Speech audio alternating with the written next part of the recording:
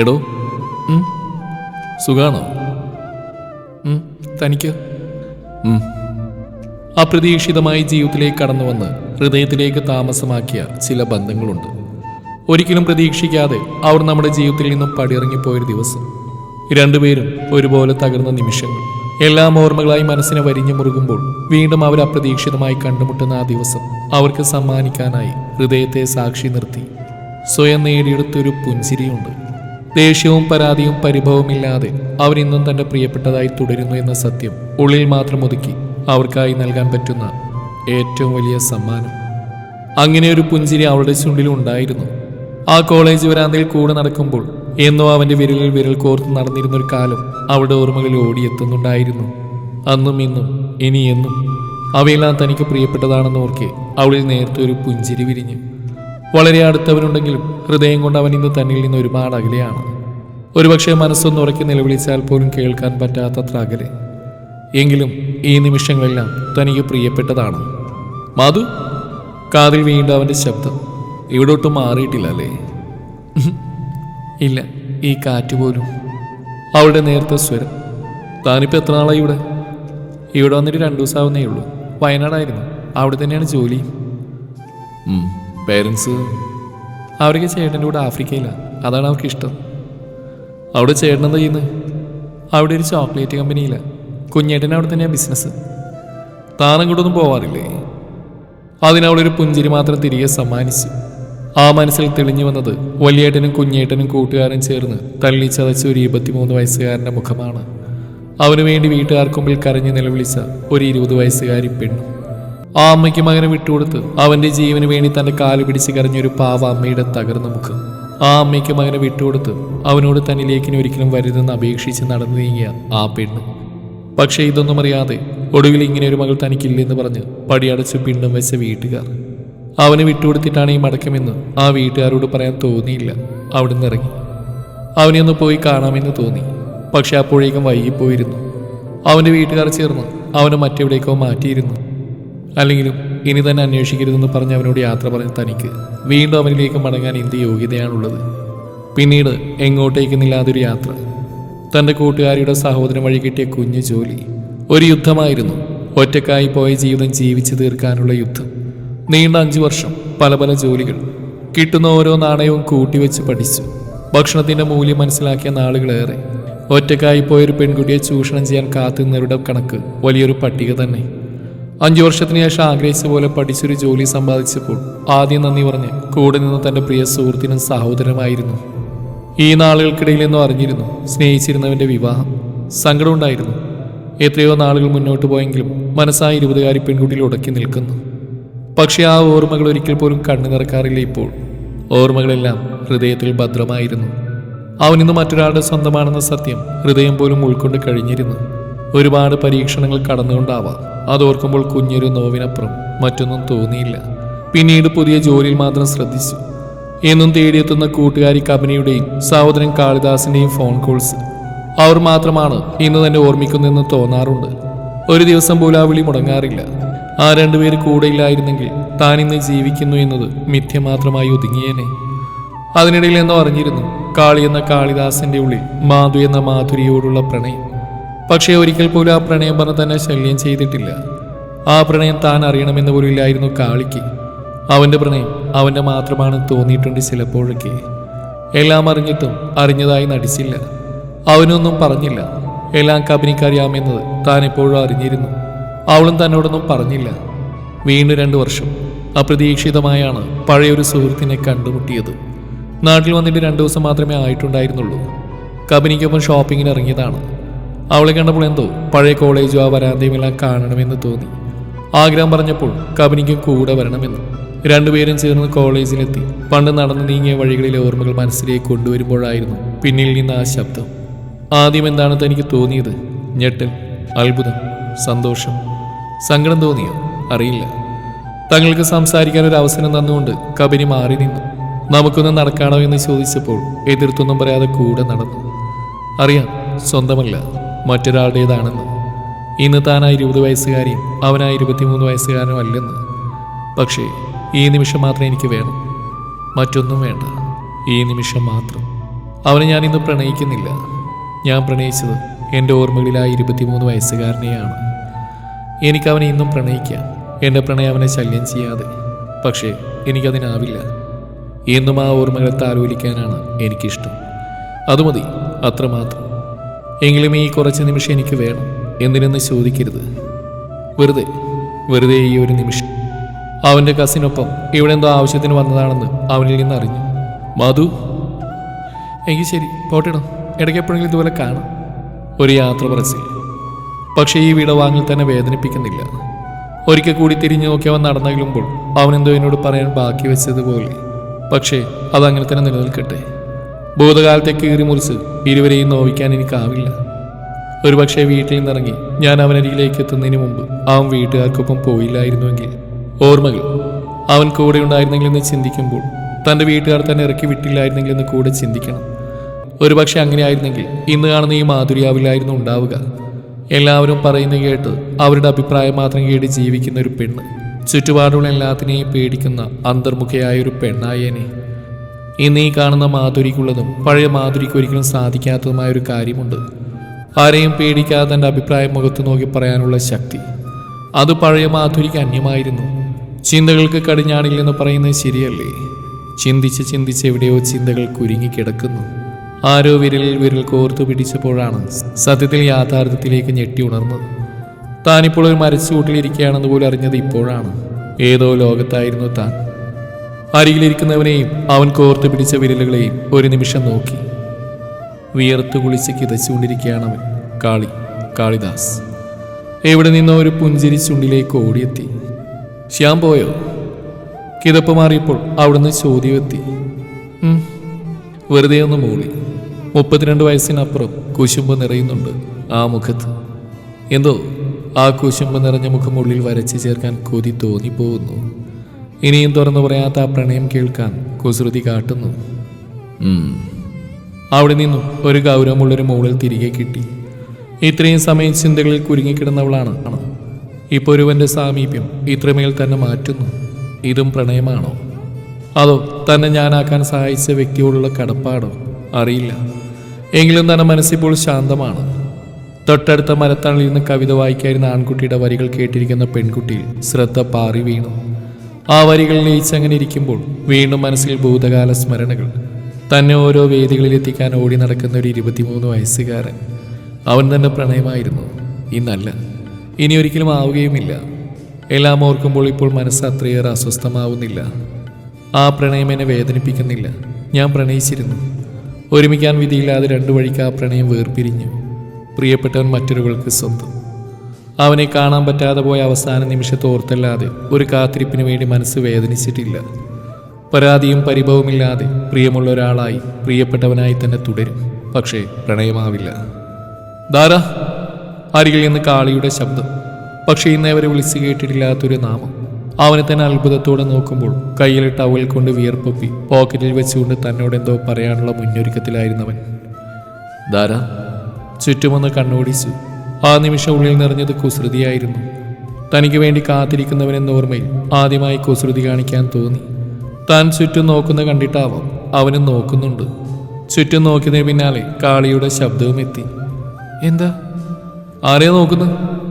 ചുണ്ടിലൊരു കള്ളച്ചിരിയുണ്ടോ എന്ന് സംശയം. തൻ്റെ കുസൃതി ആ കണ്ണുകൾ ഒപ്പിയെടുത്തു. അല്ല, ഈ ധാര ആരെയും കാണുന്നില്ലല്ലോ. ഓഹോ, എന്തേ? ഞാൻ വിളിച്ചത് എൻ്റെ അരികിലിങ്ങനെ വിരൽ കോർത്തിരിക്കുന്ന എൻ്റെ പെണ്ണിനെയാ. മാധുരി എന്ന എൻ്റെ മാത്രം പെണ്ണിനെ. ഇത്രയും നാളും പറയാത്ത ആ പ്രണയം പറഞ്ഞിരിക്കുന്നു. ഒരുപക്ഷെ ഇതിൽ മനോഹരമായി ആ പ്രണയം പറയാൻ എങ്ങനെ സാധിക്കും? എൻ്റെ കവിൾ ചുവക്കുന്നുണ്ടോ? ആ കണ്ണിൽ നോക്കാനാവാതെ നാണം തന്നെ വന്ന് പൊതിയുന്നുണ്ടോ? ആ ചുണ്ടിൽ ഒളിച്ചു വെച്ച കുസൃതി ചിരി ഇപ്പോൾ തെളിഞ്ഞു കാണും. കളിയാക്കുകയാണ്. ആദ്യമായിട്ടാണ് ആ നോട്ടത്തിൽ പതറിപ്പോകുന്നത്. ആ കണ്ണിൽ നോക്കാനാവാതെ സ്വന്തം കണ്ണുകൾ ഒളിപ്പിക്കാൻ നോക്കുന്നത്. എന്താ ഇത്രയും നാളെ മാധു എന്ന് വിളിച്ച്? ആര് പറഞ്ഞു ഞാൻ മാധു എന്നാ വിളിച്ചതെന്ന്? തന്നെ ഒരിക്കൽ പോലും ഞാൻ മാധു എന്ന് വിളിച്ചിട്ടില്ല. തനിക്ക് വേണ്ടി സംസാരിക്കുമ്പോഴും തന്നെക്കുറിച്ച് പറയുമ്പോഴും മാത്രം മാധുരി എന്ന തന്നെ മുഴുവൻ പേര് പറയാറുണ്ട്. അല്ലാതെ തന്നെ ഞാനിതൊരു പേര് പോലും വിളിച്ചിട്ടില്ല. ശരിയാണ്, അങ്ങനെ ഒരു വിളി ഇതുവരെ ഉണ്ടായിട്ടില്ല. അത്ഭുതത്തോടെ ആ കണ്ണുകളിലേക്ക് നോക്കിയിരുന്നു പോയി.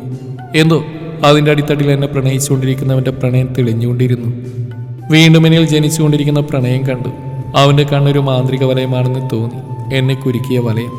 ചമ്മൽ തോന്നി. അവന്റെ മുഖത്ത് നോക്കാനാവാതെ മുഖം ഒളിപ്പിക്കാൻ നോക്കി. ഓരോ തവണ ഞാൻ തന്നെ ഇടോതാനെന്ന് വിളിക്കുമ്പോഴും ഉള്ളിൽ ധാരായി ഉറക്കി വിളിക്കുന്നൊരു ഹൃദയം ഉണ്ടായിരുന്നടോ. കണ്ണിൽ നോക്കിയാണ് അവൻ പറഞ്ഞത്. എന്താ ഇതുവരെ പറയാതിരുന്ന്? ഒരുപാട് ചോദ്യങ്ങൾ ചോദിക്കാൻ തോന്നി. അവന്റെ പ്രണയം കേൾക്കാൻ, പ്രണയിക്കപ്പെടാൻ തോന്നി. ആ കണ്ണിൽ തന്നെ സ്വയം കുരുക്കി. പറഞ്ഞതാ സ്വീകരിക്കില്ലെന്ന് തോന്നിയതുകൊണ്ടല്ലോ കേട്ടോ പറയാതിരുന്ന്. പിന്നെ താൻ സഹതാപാണെന്ന് കരുതൂ എന്നൊരു ഭയം. അപ്പൊ സഹതാപാണോ? തന്നോട് എനിക്ക് എന്തിനു സഹതാപം തോന്നണം ധാര? ഒരിക്കൽ പോലും എനിക്ക് തന്നോട് സഹതാപം തോന്നിയിട്ടില്ല. കള്ളമാണെന്ന് തോന്നാം, പക്ഷെ സത്യമാണോ? താനൊരു പോരാട്ടത്തിലായിരുന്നു. എല്ലാവരും ഉപേക്ഷിക്കപ്പെട്ട് തനിക്ക് സ്വയം തൻ്റെ ശക്തി തെളിയിക്കാനുള്ള പോരാട്ടം. അതിലൊരിക്കൽ പോലും താൻ ആത്മഹത്യക്ക് ശ്രമിച്ചിട്ടില്ല. കബരി തൻ്റെ കൂട്ടുകാരിയായിരുന്നിട്ട് കൂടെ തന്നെ ഞാൻ പരിചയപ്പെട്ട് അന്ന് അങ്ങനെ ഒരു സിറ്റുവേഷനിൽ നിൽക്കുമ്പോഴാണ്. അതിനിടയിൽ എപ്പോഴാണ് തന്നോട് എനിക്ക് പ്രണയം തോന്നി തുടങ്ങിയെന്ന് എനിക്കറിയില്ല. ഈ കാലത്തിനിടയിൽ പലപ്പോഴും താൻ എനിക്കൊരു അത്ഭുതമായി തോന്നിയിട്ടുണ്ട്. പിന്നെ ഇത്രയും നാൾ തുറന്നു പറയാതിരുന്നതിൻ്റെ കാരണം താൻ യാത്രയിലായിരുന്നില്ലടോ, ജയിച്ച് കാണാനുള്ള യാത്ര. അതിനിടയിൽ താൻ ഒറ്റയ്ക്ക് മതിയും തോന്നി. ആ വിജയം അവകാശപ്പെടാൻ മറ്റാരും വേണ്ട. എല്ലാത്തിനും പുറകിൽ ഞങ്ങൾ രണ്ടാളും ഉണ്ടായിരുന്നെങ്കിലും ഈ വിജയം നിനക്ക് മാത്രം സ്വന്തമാണ്. അങ്ങനെ വിജയിച്ച് നിൽക്കുമ്പോൾ തന്നോട് പറയണമെന്നാണ് തോന്നിയത്. പക്ഷെ അതിനിടയിൽ എൻ്റെ കോംപ്ലക്സ് എന്നെ പിന്നോട്ട് വലിച്ചു.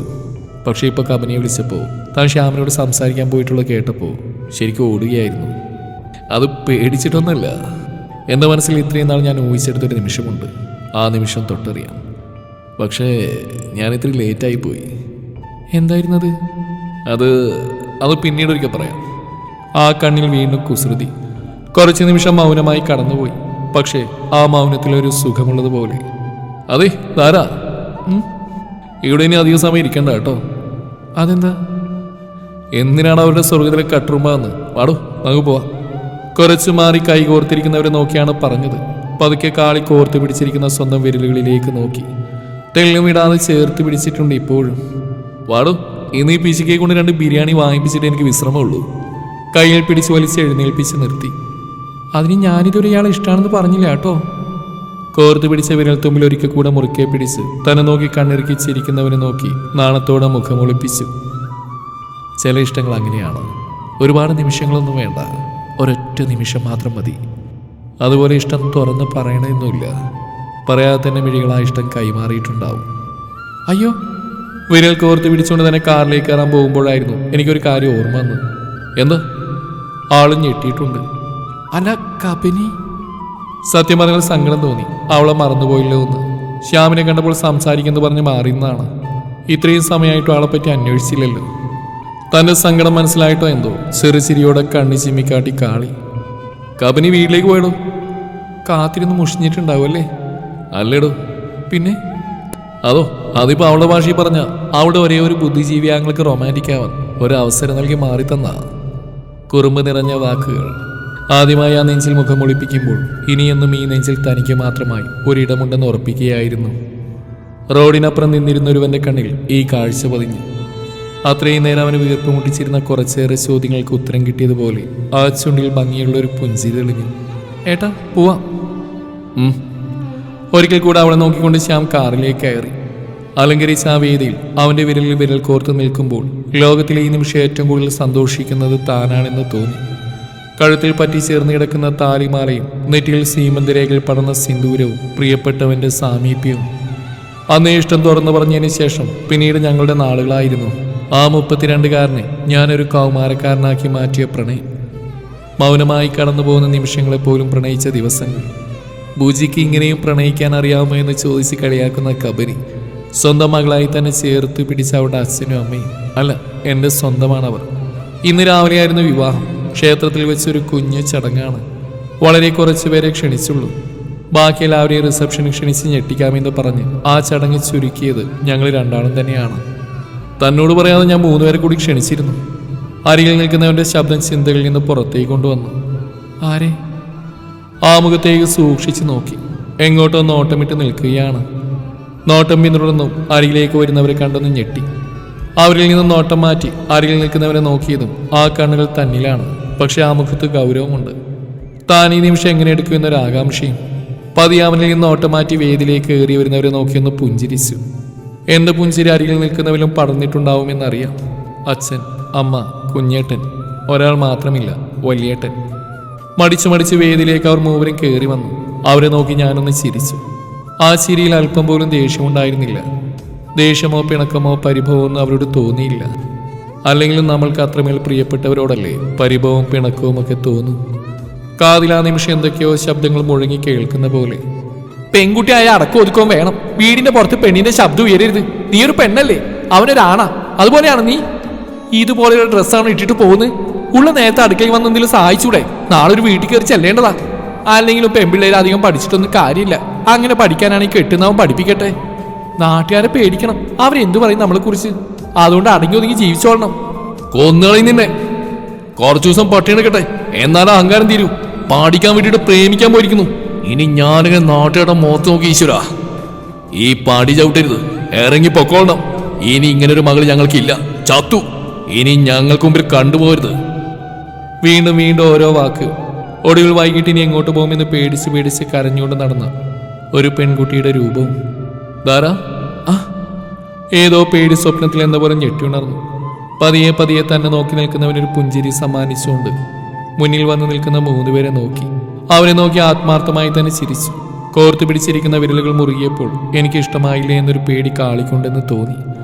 അവനെ നോക്കി ഒന്നുമില്ലെന്ന് കണ്ണ് ചിമ്മി കാണിക്കുമ്പോൾ മുന്നിൽ നിൽക്കുന്നവർ എനിക്ക് പരിചിതരാണ്. വെറും പരിചിതർ മാത്രം, മറ്റൊന്നുമില്ല. ഉപേക്ഷിച്ച് കളഞ്ഞൊന്നും ഇനി കൂട്ടി യോജിപ്പിക്കാൻ ആഗ്രഹിക്കുന്നില്ല. അതുകൊണ്ട് അവർ 3 മാതൃക പരിചിതർ മാത്രം. കൂടെ നിന്ന് ഫോട്ടോ എടുത്ത് അവർ മടങ്ങുമ്പോൾ ശാന്തമായിരുന്നു മനസ്സ്. അച്ഛനാണ്, അമ്മയാണ്, സഹോദരനാണ്. പക്ഷെ ആ ബന്ധം മുറിച്ചു കളഞ്ഞ അവർ തന്നെയാണ്. ഒറ്റക്കാ തെരുവിലേക്ക് ഇറക്കി വിടുമ്പോൾ അവൾ തന്റെ മകളല്ലേ എന്ന് ആരും ഓർത്തില്ലല്ലോ. ശ്യാമിന്റെ വിവാഹം കഴിഞ്ഞെന്ന് അവരറിയാതിരിക്കാൻ വഴിയില്ല. അവിടെയെങ്കിലും എൻ്റെ മുഖം കാണാഞ്ഞപ്പോൾ അന്വേഷിച്ചില്ലല്ലോ. ഒന്ന് അന്വേഷിച്ചാൽ കണ്ടെത്താവുന്ന ദൂരമേ ഉണ്ടായിരുന്നുള്ളൂ. എന്തൊക്കെ പറഞ്ഞാലും ജന്മം തന്ന അവരാണ്. ആ 4 ചുമരിലൊതുങ്ങിയ എല്ലാവരെയും പേടിച്ചു കഴിഞ്ഞിരുന്ന മാധുവിനെ ഇന്നിങ്ങനെ സ്ട്രോങ് ആക്കാൻ അവർ പോലും അറിയാതെ അവരൊരു കാരണമായി. അവരോട് ക്ഷമിച്ചു. പക്ഷേ ഇനി അവർ തനിക്ക് വെറും പരിചിതർ മാത്രമാണ്. ഇന്നോളം താണ്ടിയ പരീക്ഷണങ്ങൾക്ക് വേണ്ടി, അന്ന് ആ വീടുമ്പിൽ നിന്ന് പേടിച്ച് കരഞ്ഞുകൊണ്ട് തിരികെ നടന്ന പെണ്ണിന്റെ കണ്ണുനീരിന് വേണ്ടി അവർ പരിചിതർ മാത്രമാവട്ടെ. ദേഷ്യമുണ്ടോ താര? ഇല്ല, താങ്ക്സ്.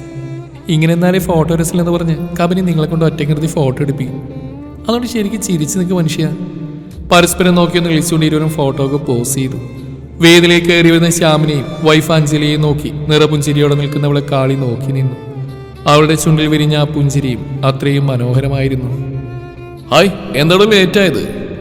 അത് കുഞ്ഞിന് ചെറിയൊരു ജലദോഷം. അപ്പോൾ ഹോസ്പിറ്റലൊക്കെ പോയി ലേറ്റായി പോയി. അയ്യോ, എന്നിട്ട് വാക്ക് കുറവുണ്ടോ? ഇപ്പൊ കുറവുണ്ട്. ആൾക്ക് അച്ഛമ്മയും മതി. അതുകൊണ്ട് ഇങ്ങോട്ട് ഇറങ്ങുമ്പോൾ വാശിയൊന്നും പിടിച്ചില്ല. ഒരു ദിവസം 2 മോർണിംഗ് കൂടി വരണം. തീർച്ചയായും. മാധുവും കാളിയും മാറി സംസാരിച്ചു. അഞ്ജലിയും ശ്യാം അവരോട് നല്ല കമ്പനിയായി തന്നെ സംസാരിച്ചു. ക്യാമറാമാൻ ഫോട്ടോയ്ക്ക് വേണ്ടി പോസ് ചെയ്യാൻ പറഞ്ഞപ്പോൾ അവർക്കൊപ്പം ഫോട്ടോ എടുത്തു. വീണ്ടും വിശേഷങ്ങൾ പറഞ്ഞു. Happy married life. Thank you. If they meet again. യാത്ര പറഞ്ഞിറങ്ങുന്ന ശ്യാമിനെ നോക്കി നിൽക്കുന്നവളുടെ കാതിനരികിൽ കാളി മൃദുവായി പറഞ്ഞു. ആ കുറുമ്പ് നിറഞ്ഞ മിഴിയിൽ നോക്കി നിൽക്കെ അവളിലും ആ കുറുമ്പ് നിറഞ്ഞു. അന്ന് പറഞ്ഞില്ലേ, തന്നോട് ഇഷ്ടമാണെന്ന് തിരിച്ചറിഞ്ഞ നിമിഷം തൊട്ട് ഊഹിച്ചെടുക്കാൻ ശ്രമിച്ചൊരു കൂടിക്കാഴ്ച. അന്ന് ആ കോളേജിൽ വെച്ച് എനിക്കതിന് സാധിച്ചില്ല. But now. എന്നിട്ട് if they meet again? If they meet again they will give each other a Hartley smile. അവനത് പറഞ്ഞതും മാധവന്റെ മാത്രം ധാരയായി അവനെ നെഞ്ചിൽ മുഖം ചേർത്ത് വെച്ചു. നല്ലൊരു റൊമാൻറ്റിക് മൊമെന്റ് കണ്ട പോലെ ക്യാമറാമാൻ ആ നിമിഷം തന്നെ ക്യാമറയിൽ പകർത്തിയെടുത്തു. അഞ്ജുവിന്റെ കയ്യിൽ പിടിച്ച് മുന്നോട്ട് നടന്ന ശ്യാം ഒരിക്കൽ കൂടെ പിന്തിരിഞ്ഞു നോക്കി. അവന്റെ ചുണ്ടിലും മനോഹരമായ ഹൃദയത്തിൽ തൊട്ടൊരു പുഞ്ചിരി ഉണ്ടായിരുന്നു. If they meet again they will give each other a Hartley smile.